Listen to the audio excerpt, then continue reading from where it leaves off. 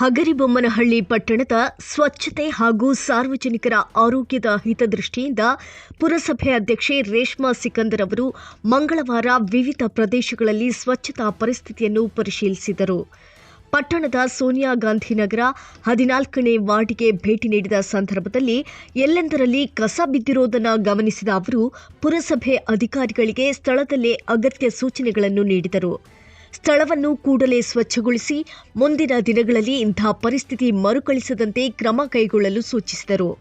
ಅಲ್ಲದೆ ಸಾರ್ವಜನಿಕರಲ್ಲಿ ಹಸಿ ಕಸ ಮತ್ತು ಒಣ ಕಸ ಬೇರ್ಪಡಿಸಿ ನೀಡುವ ಕುರಿತು ಸಭೆ ನಡೆಸಿ ಅರಿವು ಮೂಡಿಸುವಂತೆ ತಿಳಿಸಿದ ಅಧ್ಯಕ್ಷರು, ಸಾರ್ವಜನಿಕರು ಕಸವನ್ನು ಎಲ್ಲೆಂದರಲ್ಲಿ ಎಸೆಯದೆ ಕಸ ಸಂಗ್ರಹ ವಾಹನಕ್ಕೆ ನೀಡುವಂತೆ ಮನವಿ ಮಾಡಿದರು.